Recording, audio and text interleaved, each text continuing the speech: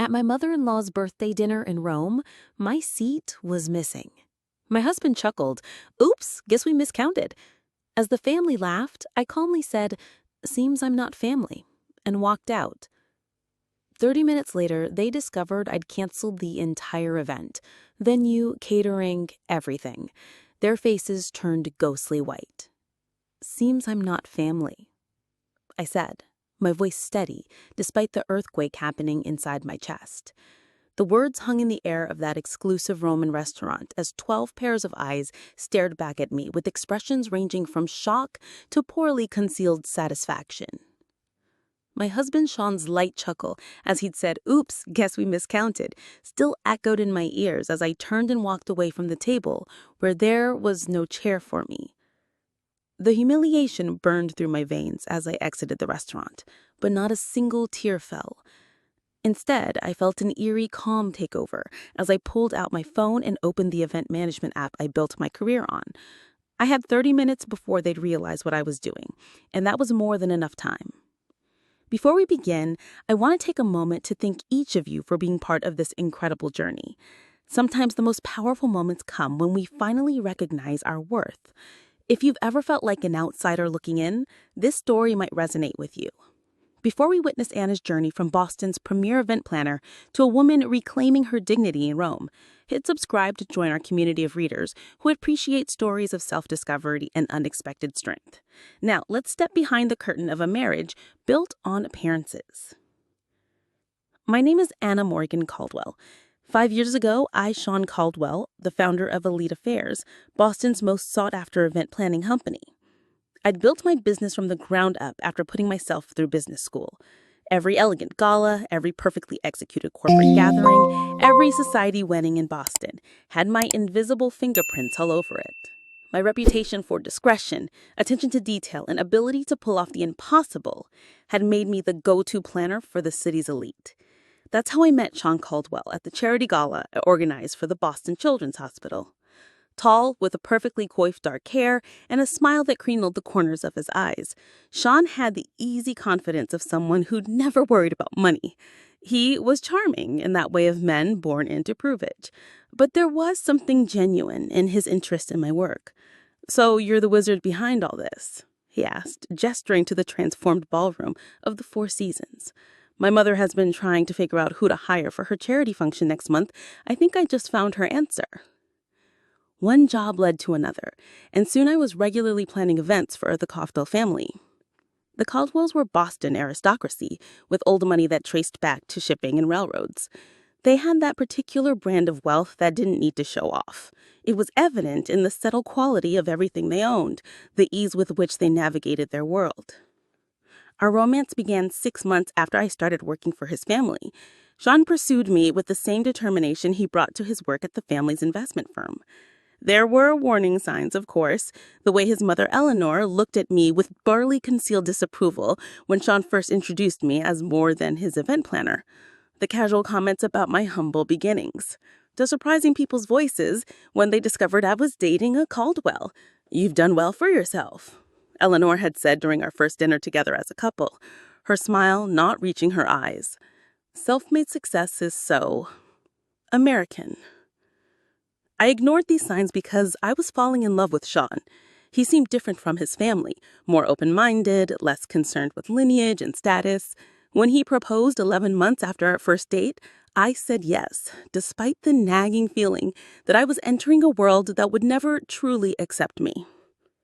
The wedding was, naturally, the social event of the season. I planned much of it myself, unable to trust another planner with my own wedding.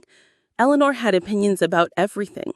The venue wasn't traditional enough, the menu too adventurous, the guest list missing key society names. I compromised where I could, held firm where it mattered to me. Sean played peacemaker, but I noticed he rarely contradicted his mother directly. After the wedding, the undermining became more systematic. Despite using my company for their events, the Caldwells constantly questioned my decisions, changed plans last minute, and took credit for my ideas. At family gatherings, my opinions were solicited, then dismissed. My background in event planning was treated as a charming hobby rather than a successful business. "Anna has such a good eye for these things," Eleanor would say to her friends, patting my hand condescendingly. It's almost like having a personal party planner in the family. Sean never defended me. He'd shrug and tell me later that's just how his mother was, that I shouldn't take it personally. But it was personal, and it got worse as the years passed.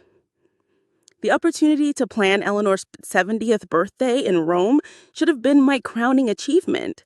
A week-long celebration in the Eternal City, culminating in a dinner at a Michelin-starred restaurant overlooking the Colosseum.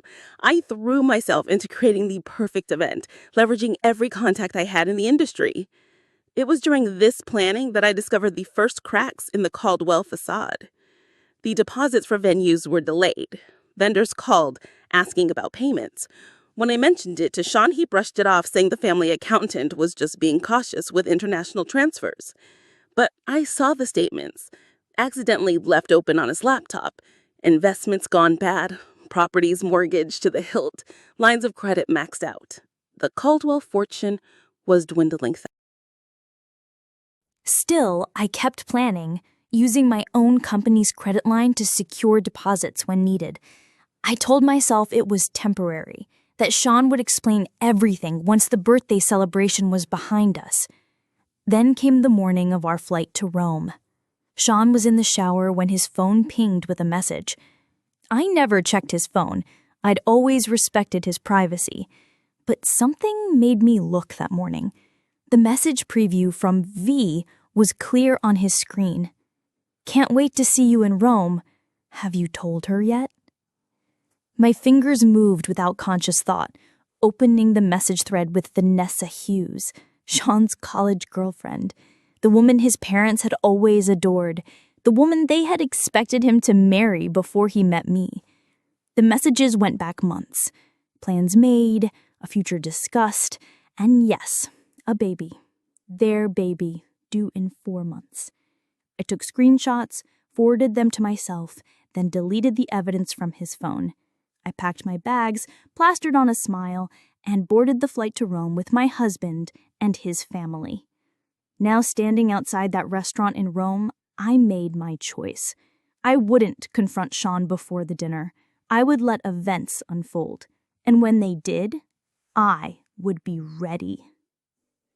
Our flight landed at the Fiumicino airport just as the golden Italian sunset painted Rome's skyline.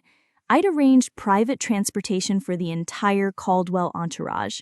Sean's parents, Eleanor and Richard, his sister Melissa with her husband Grant, his brother Thomas with his wife Claire, and 2 sets of aunts and uncles. The convoy of sleek black Mercedes vans waiting at the terminal should have impressed them. Instead, Eleanor's first words stepping off the plane were, "I thought I'd specified the hotel cars, Anna. These seem rather generic." I bit my tongue as I had countless times before. The hotel had a scheduling issue. These are actually from Lux Transport. They service most of the diplomats in Rome. My explanation fell on deaf ears, as she was already discussing something with Richard, their heads bent together in that conspiratorial way that always excluded me. Our suite was magnificent, a terrace overlooking the Spanish Steps, fresh flowers in every room, and a bottle of Sean's favorite Barolo breathing on the sideboard. But the moment we entered the suite, Sean's phone buzzed and he stepped onto the terrace, speaking in hushed tones. "Work?" I asked when he returned. "Just some investment issues," he replied, not meeting my eyes. "Let's get ready for dinner."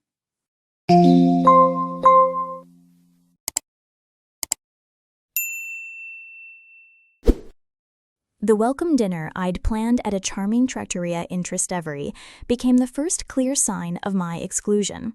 Somehow, the seating arrangement shifted just before we arrived, and I found myself at the far end of the table, separated from Sean by his cousin and aunt.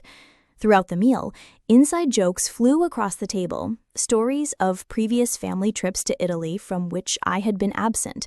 When I attempted to join the conversation about the week's planned activities, Melissa interrupted. "Oh, Anna, we've actually decided to do some family shopping tomorrow instead of the Vatican tour." "Family shopping?" I asked. "You know, Eleanor interjected smoothly. Just some tradition we have. You'd be bored, dear. Why don't you use the time to check on the birthday arrangements? That's your expertise, after all. The pattern continued throughout the next few days.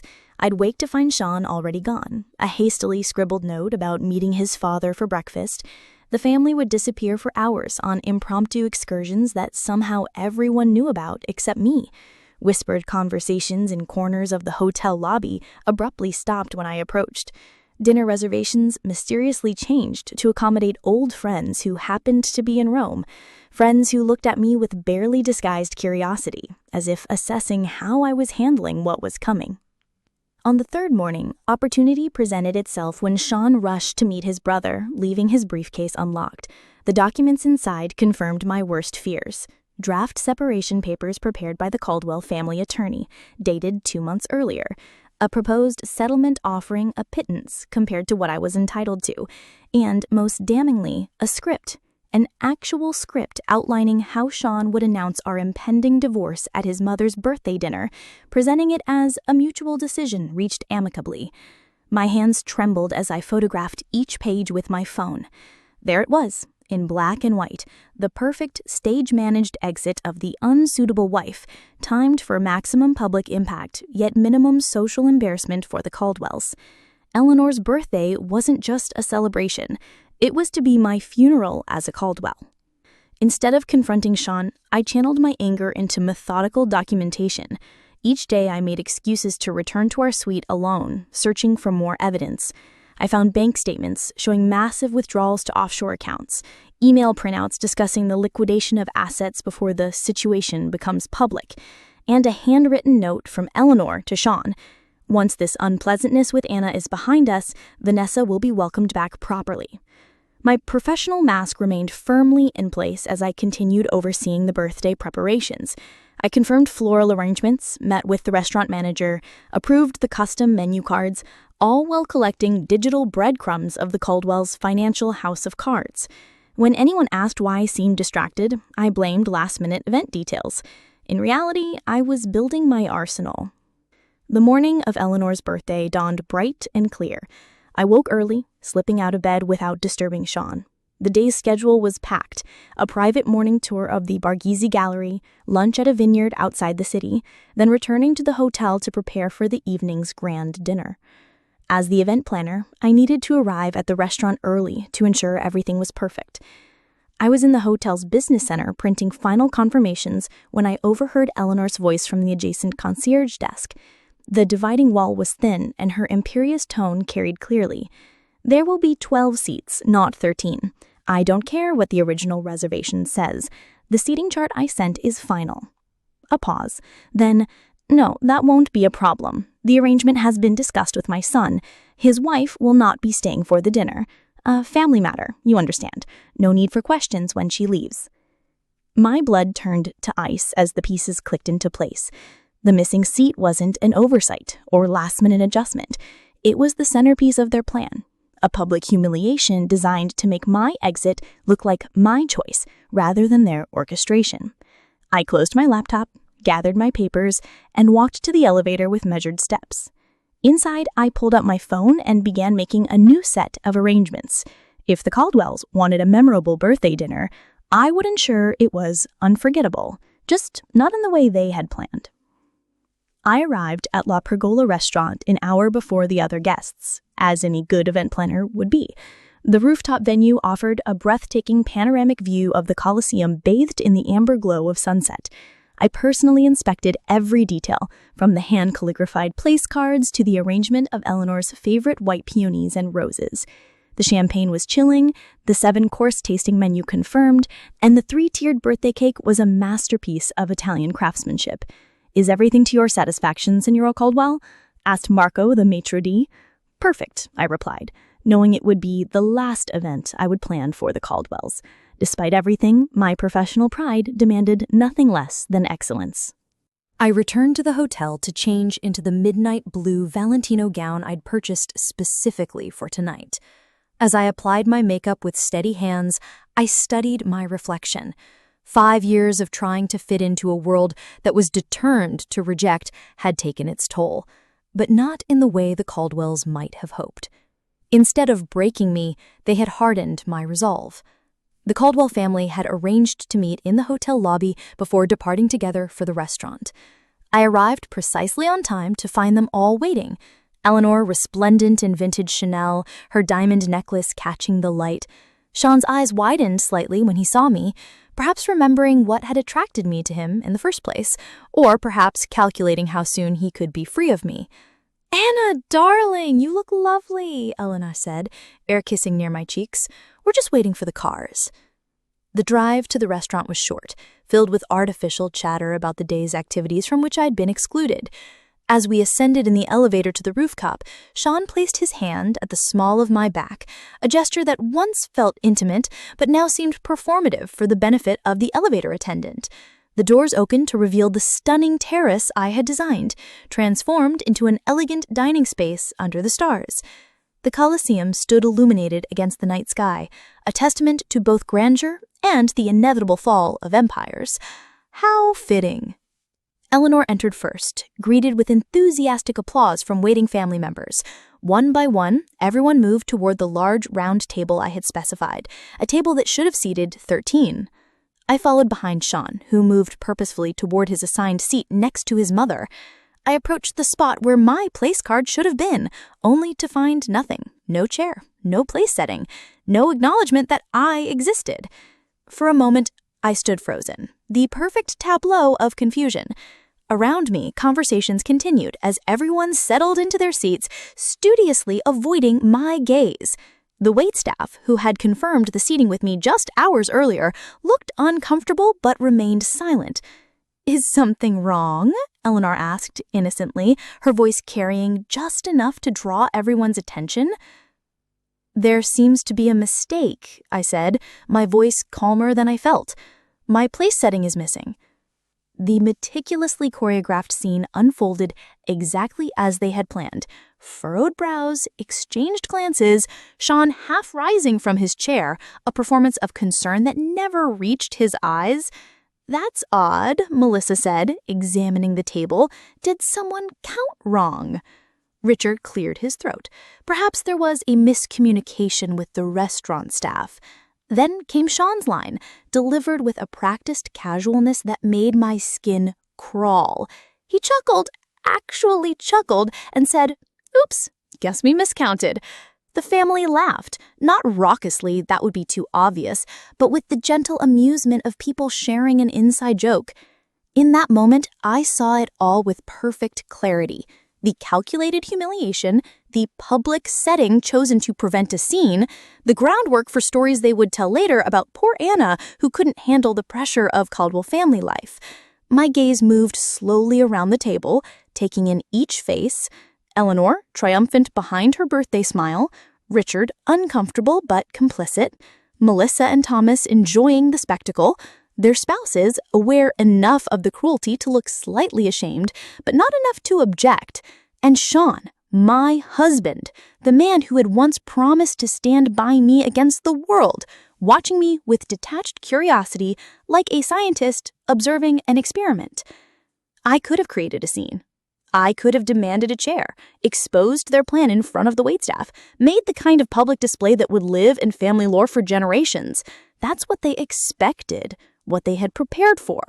Eleanor would comfort Sean over his unstable wife, and the divorce narrative would write itself. Instead, I strained my shoulders, lifted my chin, and delivered the line that would begin my reclamation of power. "Seems I'm not family."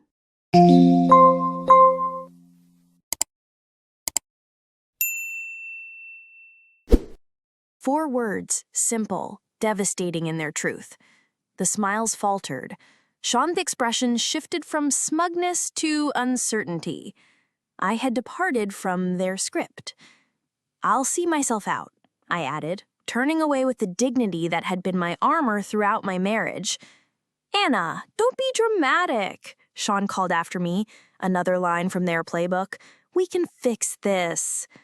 I didn't respond. I walked through the restaurant, nodding politely to the staff who had witnessed my humiliation.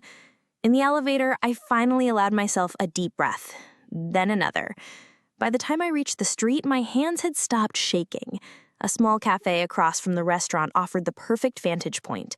I ordered an espresso and pulled out my phone. This was the moment I'd prepared for, the 30 minutes of freedom while the Caldwells congratulated themselves on their successful ejection of the unsuitable wife. First, I sent a prepared email to Marco, the restaurant manager, with instructions that had been agreed upon as a surprise contingency, a common practice in high-level event planning. Attached was proof of my authority as the account holder and event coordinator, along with confirmation of immediate payment reversal. Next came the calls. To the vineyard scheduled for tomorrow's lunch, the private Vatican guide for the following day, the yacht captain for the Amalfi Coast excursion, the villa in Tuscany for the final weekend. One by one, I canceled everything, transferring the deposits I'd made with my own company's credit line back to my business account. With each cancellation, I felt lighter. The emails from Sean began to arrive, first annoyed, then confused, then increasingly desperate as my tactics became clear. I ignored them all. 28 minutes after I had walked out of the restaurant, I finished my espresso and paid the bill. It was time for the final act. I stood, smoothed my Valentino gown, and walked back across the street to witness the moment when Eleanor Caldwell's perfect birthday celebration crumbled around her. I entered La Pergola restaurant through the service entrance, a route I had familiarized myself with during my earlier inspection. Marco, the restaurant manager, met me with a concerned expression. "Signora Caldwell, are you certain about this? It is most unusual." "I'm absolutely certain, Marco, and I appreciate your discretion." I handed him a sealed envelope. "This contains proof of the payment reversals and the cancellation of my company's guarantee for tonight's expenses. As we discussed, the Caldwells will need to provide a new method of payment to continue their dinner."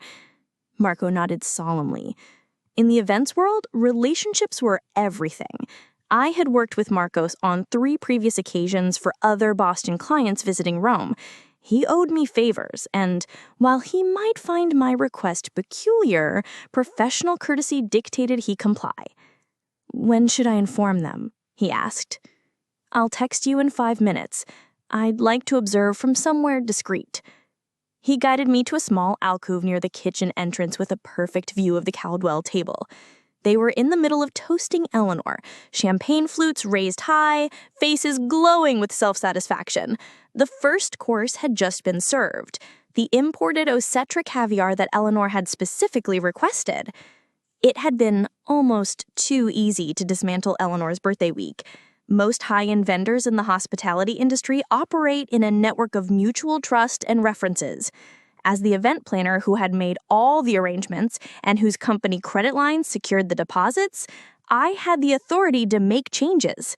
The digital trail of emails, contracts, and payment authorizations all bore my name and signature, not Eleanor's or Sean's. My phone vibrated. A new message from Sean. "Anna, where are you? Stop being childish and come back." Then another.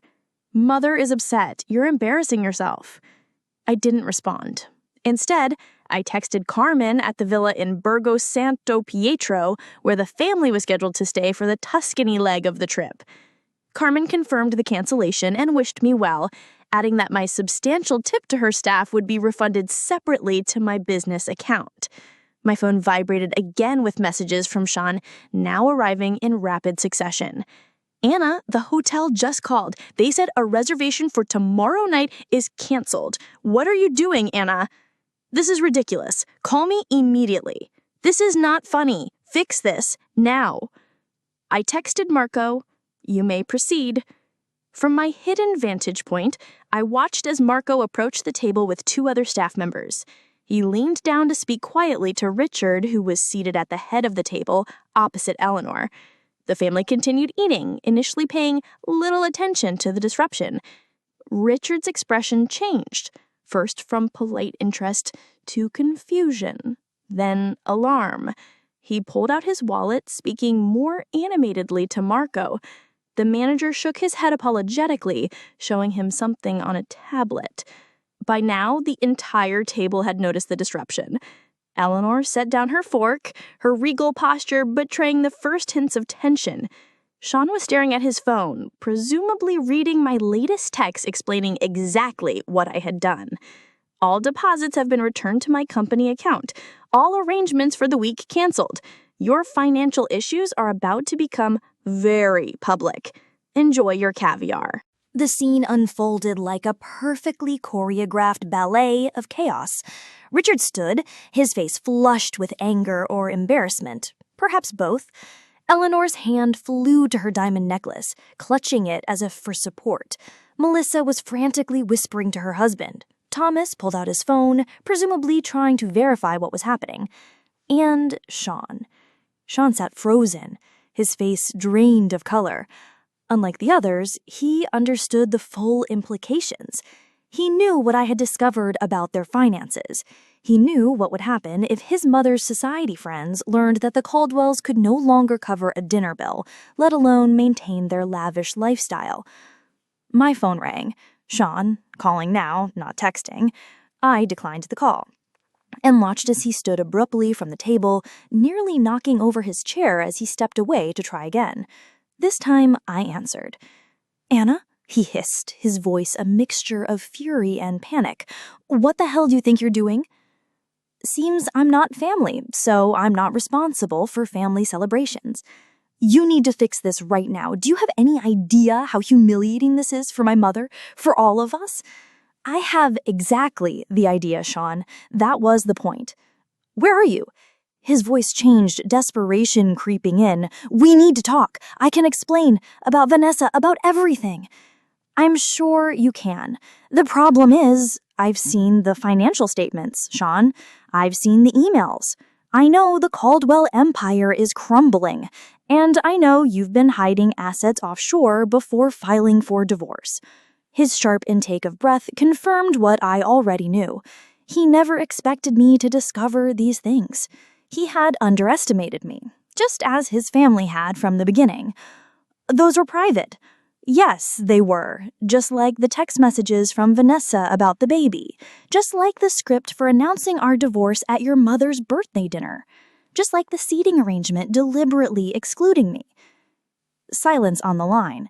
In the restaurant, I could see the manager now speaking to the entire table. Several other diners were watching with undisguised interest. The Caldwell's humiliation was becoming a public spectacle, exactly what they had planned for me. "Anna, please."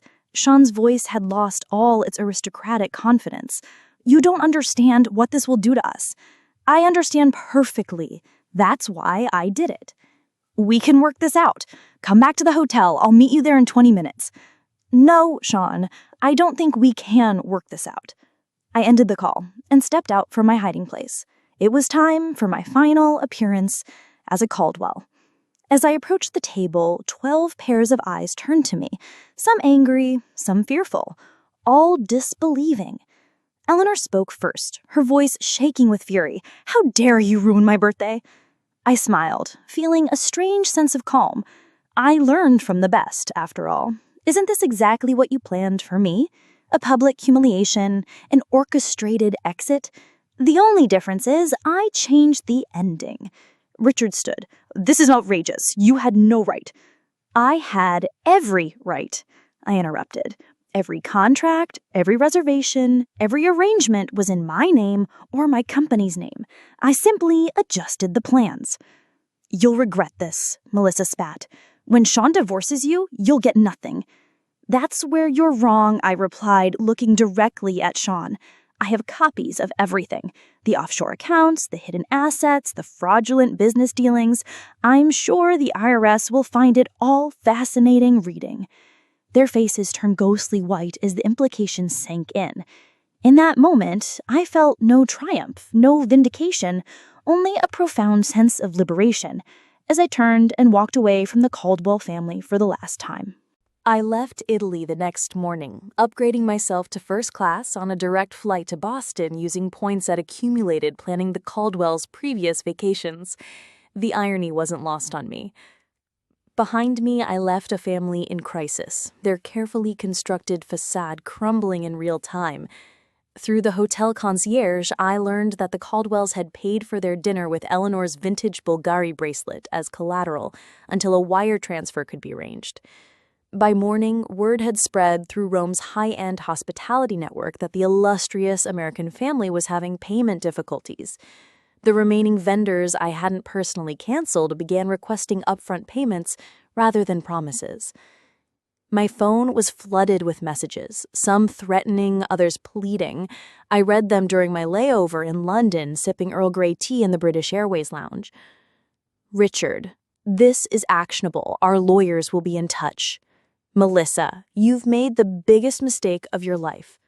Thomas, did you really think you could humiliate our family without consequences? Eleanor's message was the most revealing.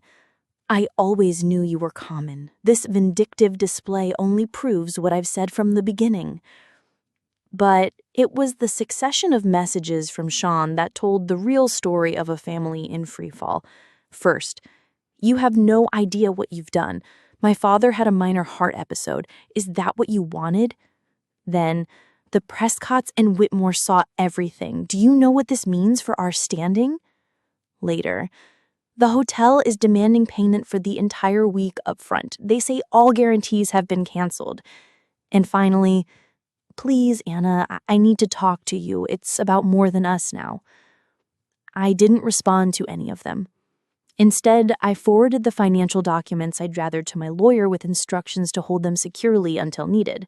If the Caldwells pursued litigation, I would be prepared. When I arrived home to our Beacon Hill brownstone, I hired a moving company to pack my personal belongings. I took only what was unquestionably mine: clothes, jewelry I'd purchased myself, my collection of first edition books, and the artwork I'd acquired before our marriage. Everything else, including the wedding gifts and items purchased jointly, I left behind. I wanted nothing to tie me to the Caldwells' web of deceit. 2 days later, the Boston Globe published a small item in their society section. Caldwell Investment Group faces inquiry. The article mentioned financial irregularities and questions from investors. While it didn't make front page news, it was enough to send ripples through Boston's social circles. Sean appeared at my new apartment unannounced 1 week after I returned from Rome. He looked haggard, the polished veneer of privilege replaced by genuine desperation. "You need to come home," he said when I opened the door. "This has gone far enough." "This isn't a negotiating tactic, Sean. This is divorce." He stepped inside without invitation, running his hands through his disheveled hair. "The SEC is looking into Father's accounts. 2 board members have resigned. Mother had to cancel her charity gala because 3 major donors pulled out." "That sounds like a Caldwell family problem. Not mine." "It's your problem if I go down with the ship. We're still married. My debts are your debts." I allowed myself a small smile. "Not when I have proof that you deliberately excluded me from financial decisions and hid assets with the intent to defraud me in divorce proceedings. My lawyer assures me that's enough to protect me." His facade cracked completely then. Sean sank onto my couch, head in his hands. "I never wanted it to be like this." "What did you want, Sean? To marry me for my event planning skills? To use me to manage your social calendar while you reconnected with Vanessa? To discard me when I was no longer useful?" "It wasn't like that in the beginning," he said quietly. "I did love you, but not enough to stand up to your family, not enough to be honest about your affair." I sat across from him, feeling strangely calm. "When is the baby due?" His head snapped up. "How did you—" "4 months, according to the texts I saw. Congratulations." A heavy silence fell between us. Outside, rain began to tap against the windows of my new apartment, smaller than our brownstone, but mine alone, paid for with the proceeds of a business I built without Caldwell money or connections. "I will give you whatever you want," Sean finally said. "Just hand over those documents and sign an NDA. Name your price." That was the moment I realized the Caldwells still didn't understand me at all. After 5 years, they still saw me as someone who could be bought, someone motivated by the same material concerns that drove their existence. I don't want your money, Sean. I want my freedom. I want the truth acknowledged. I stood up, indicating our conversation was ending. The documents stay with my lawyer, unless you...